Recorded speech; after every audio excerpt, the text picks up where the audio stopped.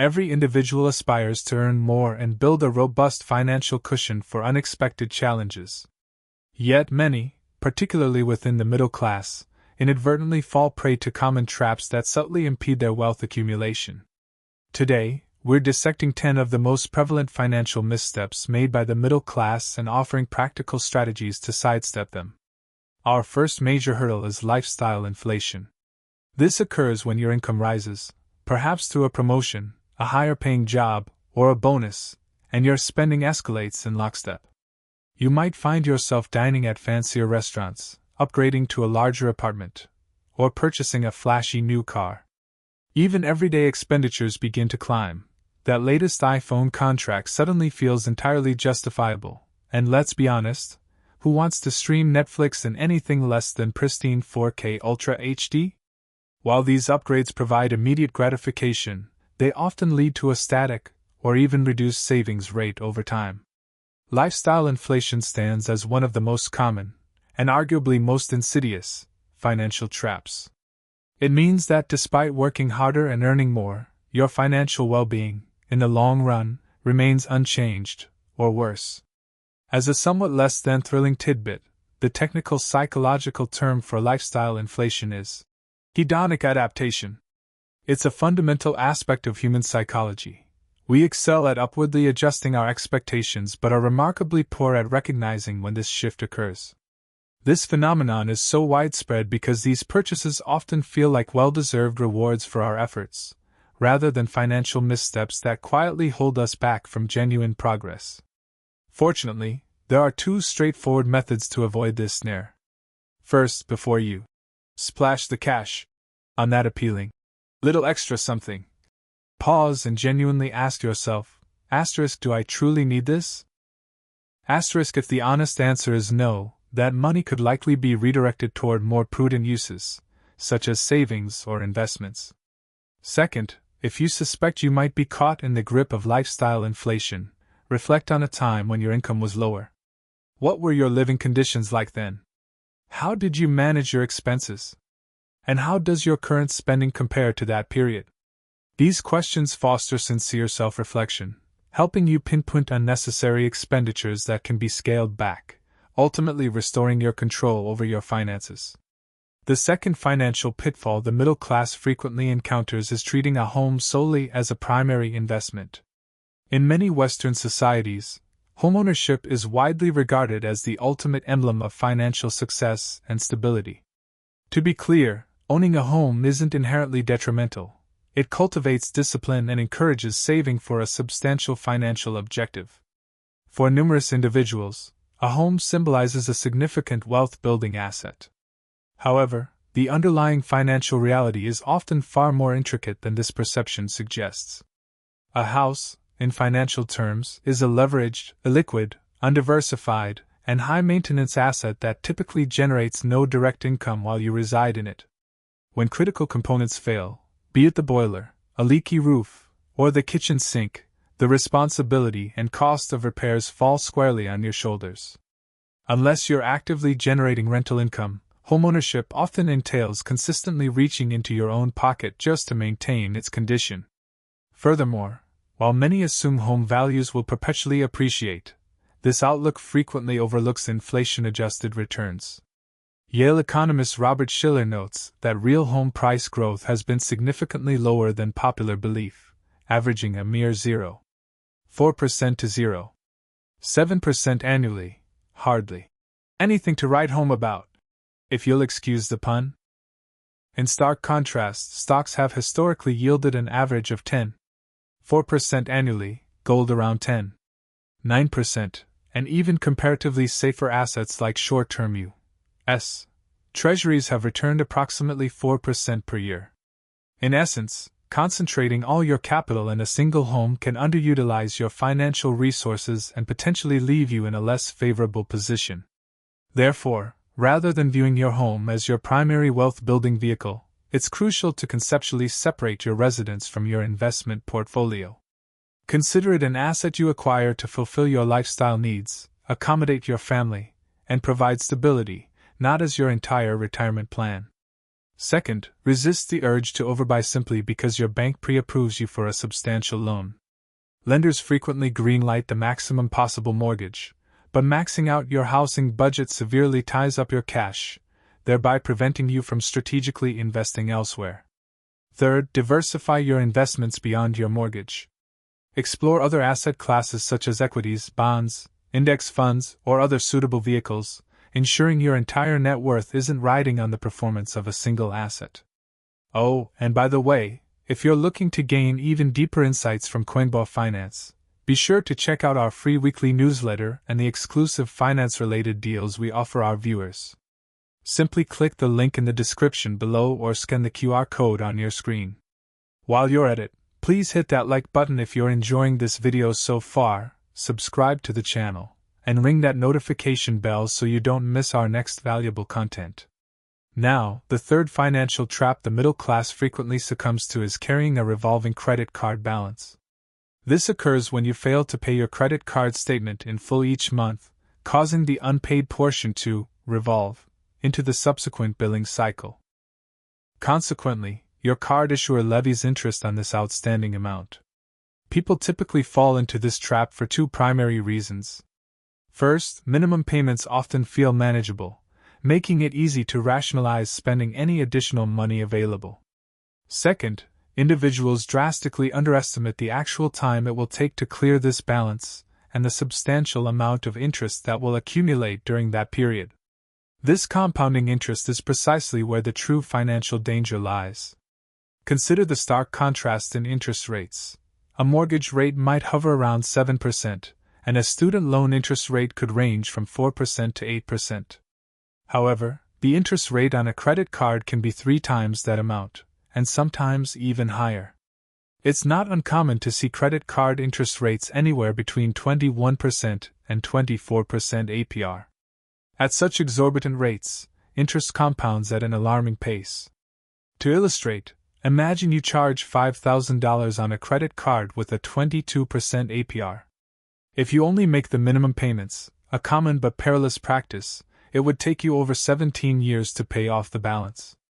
And incredibly, you would end up paying more than $8,000 in interest alone. That original $5,000 purchase would then cost you a staggering total of $13,000.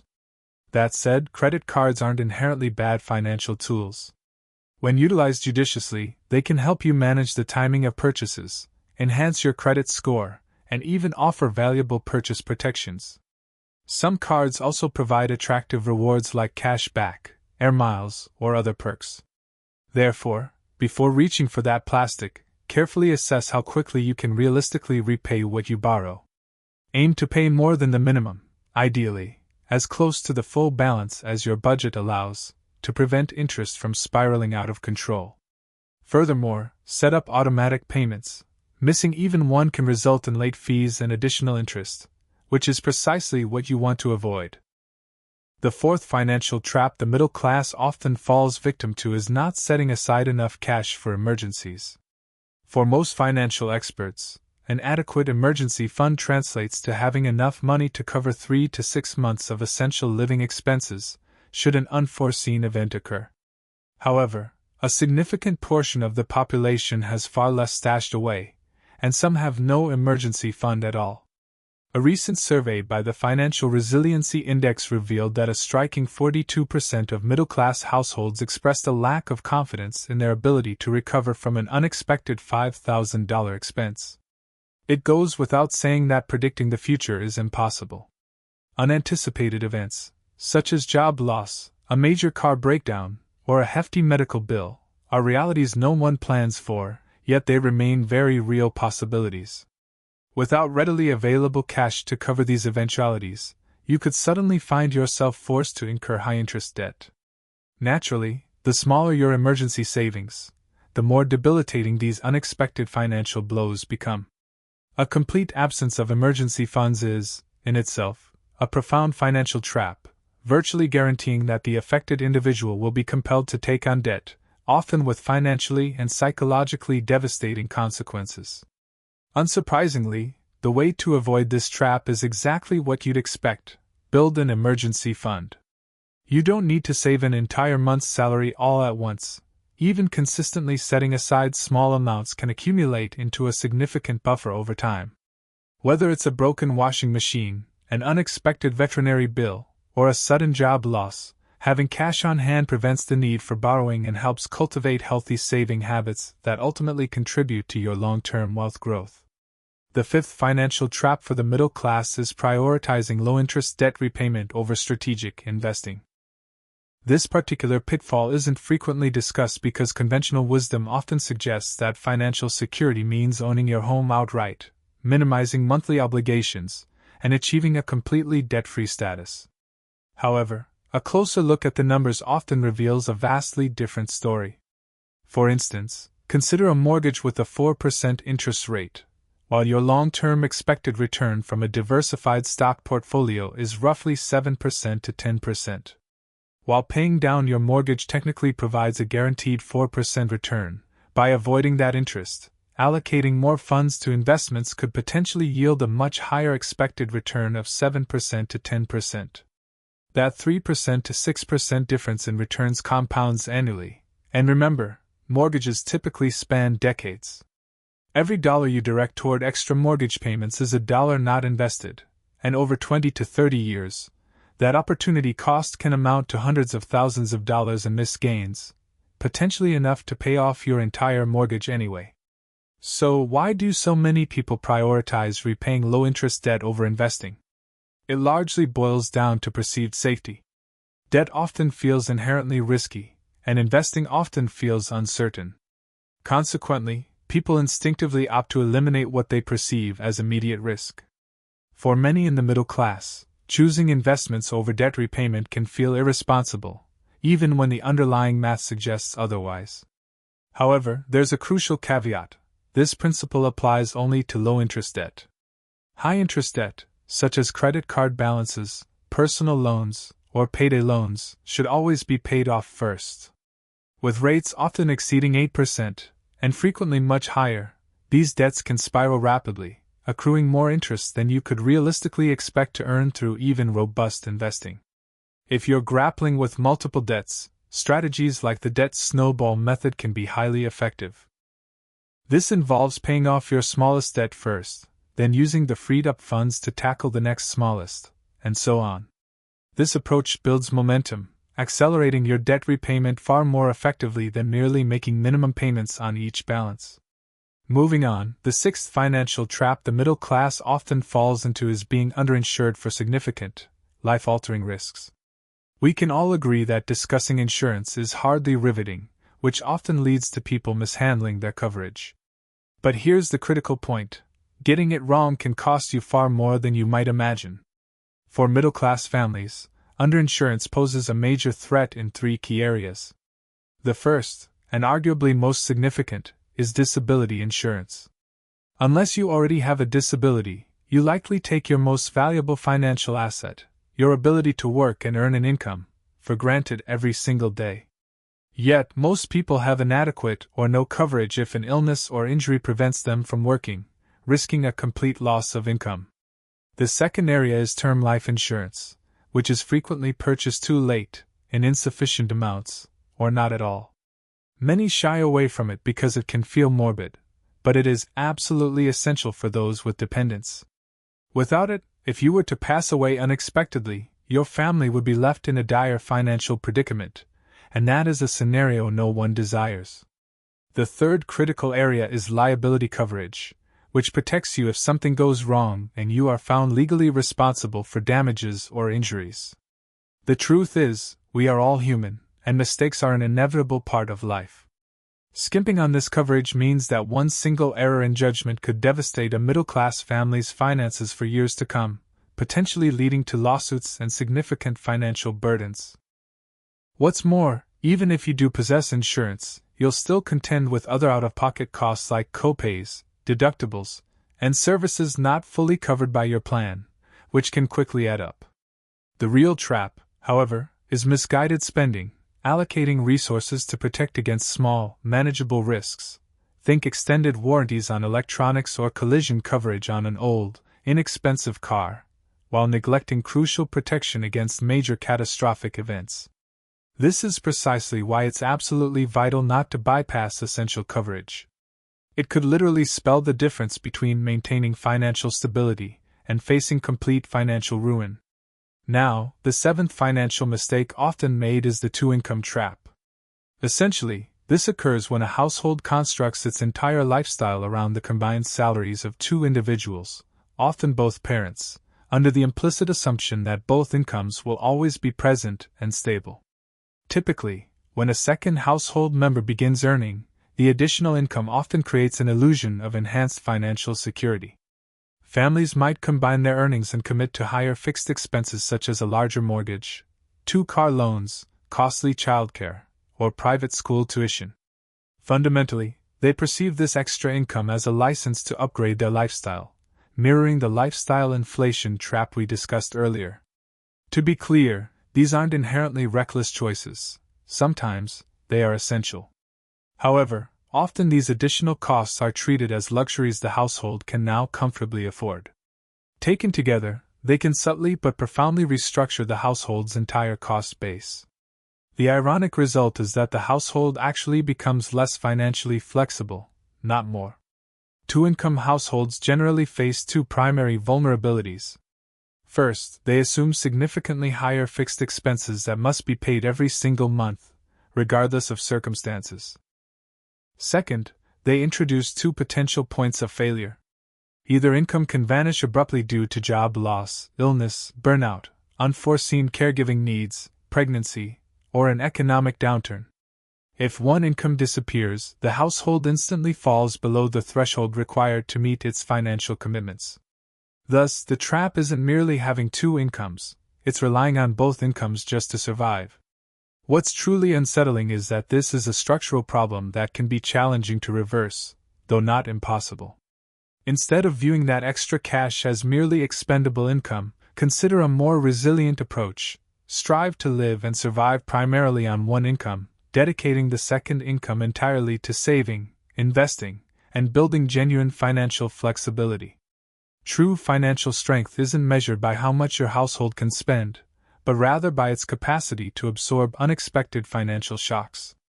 To truly optimize your position, anchor your fixed costs to the lower income, freeing up as much of that second income as possible for future growth and security. Granted, this is easier said than done, but with smart budgeting and conscious lifestyle choices, it can evolve into an incredibly powerful wealth-building strategy. Even saving just 50% of one income can make an enormous difference over time. And now, the eighth financial trap is making poor investment decisions, specifically through emotional or reactive investing. Financial experts universally concur that, unless you are a professional day trader, daily market movements provide virtually no valuable information for long-term investors. Consequently, focusing on these short-term fluctuations drastically increases the likelihood of emotional trading, a practice that almost invariably yields unfavorable outcomes. While emotional trading itself is problematic, the deeper trap lies in reactive investing, making significant financial decisions based on short-term market swings because it feels like the intelligent and responsible course of action. In reality, reacting to the market usually means you've already missed the optimal entry or exit point, and often, the market moves in the opposite direction of what was anticipated. The most detrimental consequence is that this often leads to a cycle of further emotional trades, such as selling out of regret at the absolute wrong moment, only to watch prices rebound sharply. This kind of erratic trading behavior is all too common as investors consistently fall victim to the two most powerful emotions in financial markets: fear and greed. This fundamental misunderstanding is why the average investor consistently underperforms the very market indexes they invest in. It's not typically because they chose the wrong investments, but rather due to consistently poor timing. Many middle-class investors fail to operate with a long-term horizon. Instead, they buy high when confidence and greed are pervasive, and they sell low when fear and panic dominate the market. Ironically, some of the most successful investors are also the most boring. They are content to sit on their hands for months, or even years, adhering to predefined investment rules and making decisions based on thorough analysis rather than fleeting emotions. In the realm of investing, patience, meticulous planning, and unwavering discipline are far superior strategies to constant, reactive action. Okay, the ninth financial mistake many middle-class workers make is neglecting retirement savings early in their careers. To be absolutely clear, the trap isn't that people are apathetic about their retirement. Rather, it's that they consistently postpone contributions because saving feels premature, unaffordable, or they believe that their money could be better spent elsewhere in the present. Mathematically speaking, however, those earliest years of your career represent the single most valuable period for building wealth. Simply put, the earlier you begin investing for retirement, the more time your money has to compound and grow exponentially. This effect can lead to a much more significant difference than you might initially imagine. For instance, let's assume you invest $10,000 every year, achieving an average annual return of 7%. If you start investing this $10,000 at the age of 45, you would have approximately $49,000 by the time you reach 65, after your investments have compounded. However, if you started investing that same $10,000 annually from the age of 25, you would accumulate nearly $2 million by the time you turn 65. The amount invested is identical, and the returns are the same. The sole difference lies in the time your compounding had to work its magic. Every dollar you invested in your 20s effectively grew to be worth roughly 4 times as much as a dollar invested in your 40s. The reason so many people fall into this trap isn't apathy. It's a pronounced gap in financial education around this crucial topic. In fact, a report by CoinLaw indicated that a staggering 74% of adults surveyed stated they would have made better financial decisions if they had received more comprehensive financial education in school. What many overlook is that compounding delivers its most dramatic impact precisely in those early years, when income is often lowest, costs like rent and student debt are highest, and retirement feels like an abstract, distant concept. Individuals caught in this trap often rationalize by telling themselves they'll save more once their income increases, or that they'll simply catch up later. These are seemingly reasonable assumptions, but they are all incredibly expensive propositions in the long run. That's why the earlier you can begin contributing to your retirement savings, the better. Even modest, consistent contributions can establish sound financial habits and capture decades worth of powerful growth. Then, years down the line, when you're enjoying your silver-haired years on a beach somewhere, those financial pressures will be significantly easier to manage. Okay, folks. The 10th and final financial trap that the middle class falls into is also arguably the most psychologically sophisticated on this list: confusing net worth with financial security. While these two concepts are undeniably related, they are by no means interchangeable. Many middle-class individuals appear affluent on paper. They might possess substantial home equity, concentrated stock holdings from an employer, or significant retirement accounts that cannot be accessed for years without penalty. Yet, these same individuals often face critical financial vulnerabilities. They typically have minimal liquidity, thin emergency buffers, and high fixed monthly obligations. They are, in essence, asset-rich but cash-poor. In other words, they have impressive numbers displayed on statements, but very little immediate ability to leverage those large figures when real needs or crises arise. The reason this trap is so prevalent and dangerous is precisely because it feels like success. Once upon a time, being middle class genuinely implied a degree of financial comfort. The higher your net worth, the greater your perceived comfort. However, today, maintaining that status has evolved into a delicate juggling act. A single unexpected expense, such as a substantial medical bill or a major home repair, can swiftly compel borrowing, force the sale of assets at an inopportune time, or necessitate taking on high-interest debt, even for those with a seemingly high net worth. Simply put, your net worth is merely a snapshot, a static measure of your assets minus liabilities at a given moment. Conversely, your financial security reflects your ongoing capacity to meet financial obligations and adapt to life's unpredictable challenges. Essentially, it demonstrates how well you can truly handle life. The danger emerges when people conflate these two, experiencing a false sense of security even when they are structurally vulnerable to financial shocks. As a general rule of thumb, you should always be able to cover major life shocks without being forced to sell long-term investments. Therefore, prioritize liquidity over illiquid paper assets, consciously separate your wealth accumulation from your current lifestyle choices, and make financial decisions that genuinely enhance your capacity to survive and thrive, rather than merely inflating an arbitrary number on a balance sheet. True financial security is ultimately measured by resilience, not by appearances. Now, of course, throughout your wealth-building journey, you need to be acutely aware of any tax obligations, particularly capital gains taxes. You can delve deeper into that topic in the video right over here. That's all for me today, guys. Thank you very much for watching, and I'll see you again soon.